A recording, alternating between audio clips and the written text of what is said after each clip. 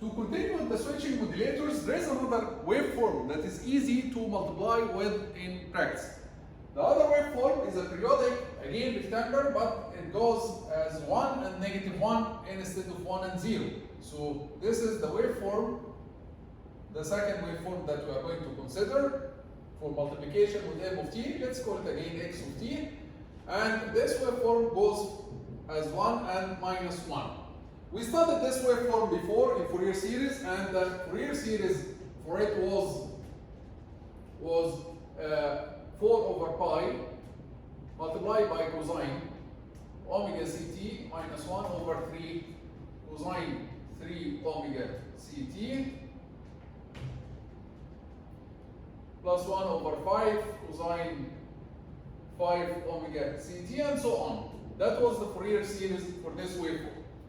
Why this waveform is easy to multiply with in practice? Let's see. If we want to multiply this waveform times our signal m of t, this is, let's say, our signal m of t, then the result will be,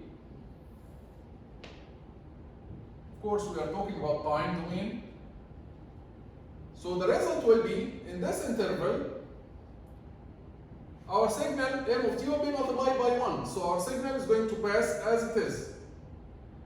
In the second half of the period, it's going to be multiplied by -1. So it will look like, it will be reflected, something like this. It will be multiplied by -1. So it will be reflected to the negative side, something like this. And then in the next half period, it's going to be multiplied by 1 again, so it's going to appear as it is. Here, it's going to be multiplied by -1, so it's going to appear something like this, and then here, it's going to appear as it is, because here it's multiplied by 1.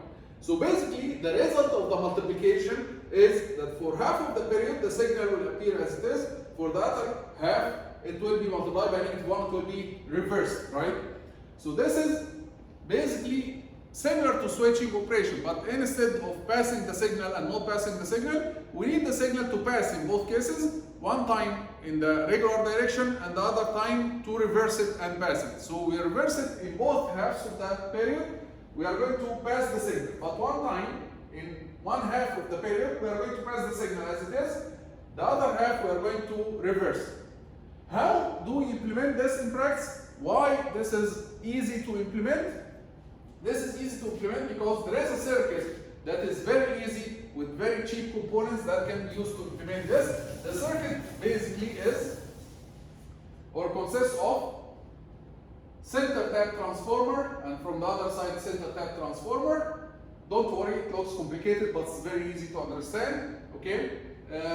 Center tap transformer, and between the center here and the center here, there is the sinusoidal wave. This is the carrier, sinusoidal wave with the same frequency of the carrier. And then our signal goes as an input here to this transformer. And then we have these 4 diodes connected like this. Let's see how this circuit operates. In the positive half cycle of the cosine wave, we'll have a positive here, right? Positive voltage here, negative voltage here. So in the positive half cycle, we'll have positive voltage here, negative voltage here. Let's ask ourselves, forget about m of t for now. Ask yourself, which diodes will be on and which diodes will be off. If you have positive here, then you are trying to push current in this direction, right? And if you have negative here, then you are trying to attract current in this direction. So if you are trying to push current in this direction, then this is the forward direction of D1, so D1 will be on, and D3 will be on. So D1 will be on, D3 will be on.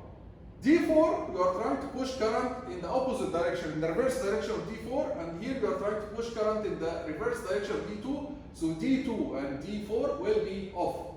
So in the positive half cycle, D1 and D3 will be on, and D2, D4 will be off. So basically the circuit will look like the circuit, assuming ideal diodes for simplicity again, the circuit will look like this. This is the center tap transformer, D1 on, D3 on, and then the circuit will look like this. Transformer here, transformer the other side, D1 on, short circuit, D3 on, short circuit, and the other two links are off, open circuit. Then if you apply M of t here, if you apply the signal M of t here, it will appear as M of t here.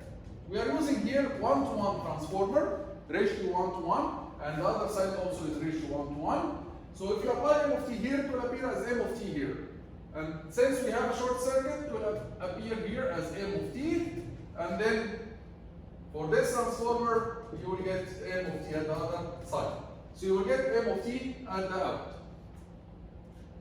This is for the positive half cycle. Let's consider the negative half cycle. In the negative half cycle, let me remove everything.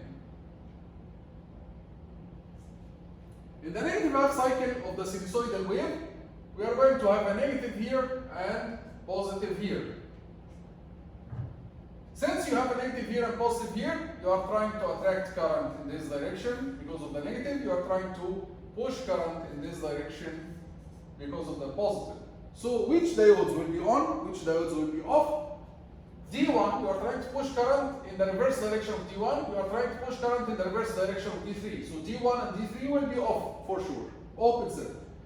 While D2, you are trying to push current in the forward direction of D2, and here you are trying to push current in the forward direction of D4.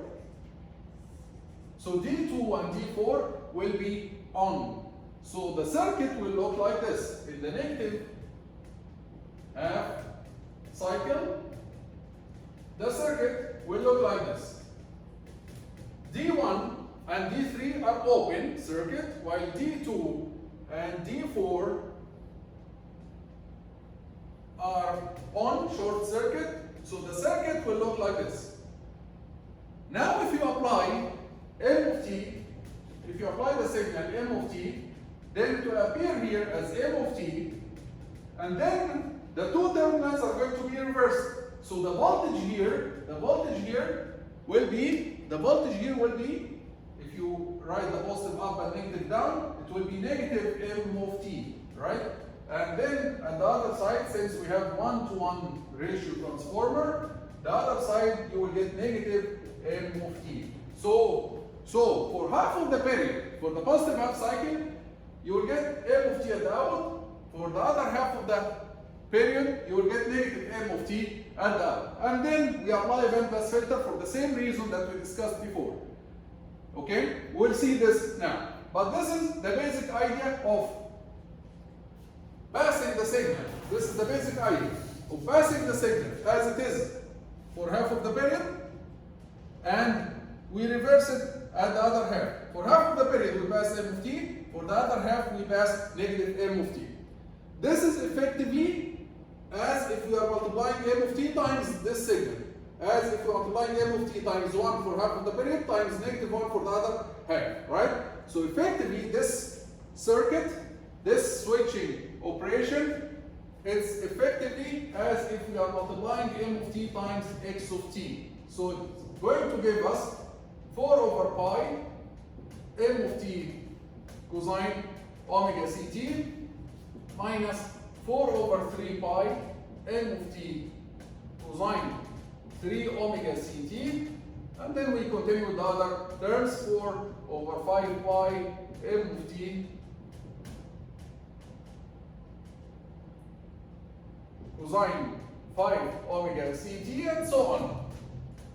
But we need to keep only, which term do we need to keep? We need to keep only the multiplication between M and cosine, right? So let's look at the spectrum of this. The spectrum of this, if we plot only the positive side, we'll find that the first term is M of t cosine. So we don't have a baseband term. We don't have M of t alone here. We have M of t cosine. So this is a term shifted around omega ct. And then the next term at 3 omega c. Shifted around 3 omega c.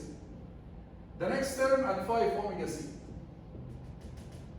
and so on.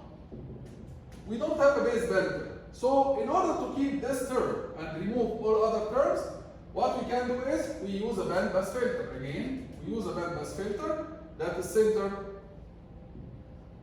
centered around omega c, and bandwidth is 4 pi b radian per second, the bandwidth of the filter. Okay? Also, in order to guarantee that these images are not going to overlap, we need to guarantee that this point is greater than this point. This point is 3 omega c minus 2 pi b. This point is omega c plus 2 pi b. So we need to guarantee that 3 omega c minus 2 pi b is greater than or equal than omega c plus 2 pi b, right? So 2 omega c must be greater than 4 pi b, which means that omega c is greater than or equal to 2 pi b. This is the condition for this circuit to work properly. Of course, this condition assumes that we have an ideal bandpass filter, but in practice, we have a bandpass filter that goes down gradually, so we need this condition to be satisfied. Rather than with greater than or equal, we need it to be satisfied with much greater than. So omega c must be much greater than 2 pi b. This is in practice. So theoretically speaking, this is the condition. Practically speaking, this is the condition. Okay? So we need, after the switching operation, after we multiply m of t times this periodic signal using the switching operation, we need a bandpass filter. We need a bandpass filter that is centered around omega c.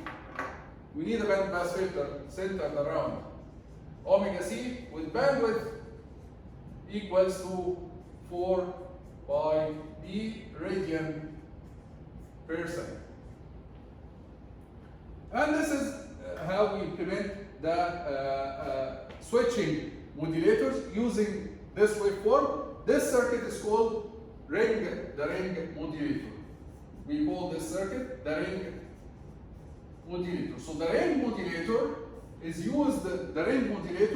used to multiply our signal times a periodic signal 1 and negative 1, 1 and negative 1, and then we pass it through a bandpass filter. This is the ring modulator.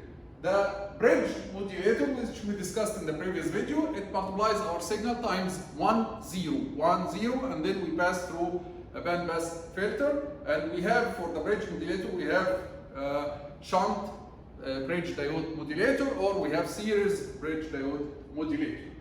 We'll stop here in this video. Before we stop, by the way, in this modulator, something very important. This modulator, when we multiply our signal times the periodic signal x of t, what we got at the output before the filter, we got m of t cosine, m of t cosine, m of t cosine. We did not get a term for m of t alone. There is no term for m of t alone. We don't have a term for cosine alone. So here we say that the two inputs or the two signals, both of them are cancelled at the output. So we call this type of modulator, we call it double balanced modulator. So again, if you look at the equation of multiplying m of t times x of t, you will find that all the terms are multiplications between the two input signals, m of t and cosine.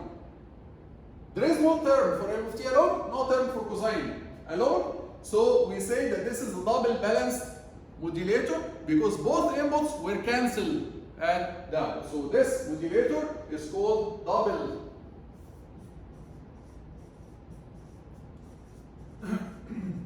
balanced modulator. And this is an example, by the way, of multiplying a signal m of t times a periodic signal that is 1 or negative 1. What will happen is, for half of the period m of t will pass as it is, for the other half it's going to be reversed as it is, reversed as it is, reversed, and so on. Okay? So far we talked about different types of modulators. We talked about the multiplier modulators, we talked about nonlinear modulators, we talked about the bridge switching modulators, which include the bridge diode modulators, shunt and series, and the ring modulator, which is part of the switching modulators. The last thing to add here is that all the circuits that we studied, whether the nonlinear circuit, whether it's switching modulators, the bridge modulator, or the ring modulator, all of them can be used as a modulator or as a demodulator.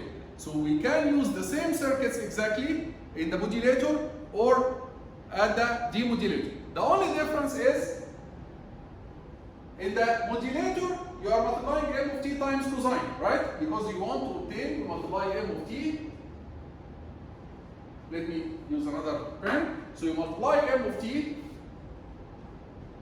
times cosine omega ct, and then use a bandpass filter to keep m of t cosine. However, in the demodulator, you receive m of t cosine, and you want to multiply it times cosine omega ct, and then in order to obtain m of t at the end, you need to use a low pass filter.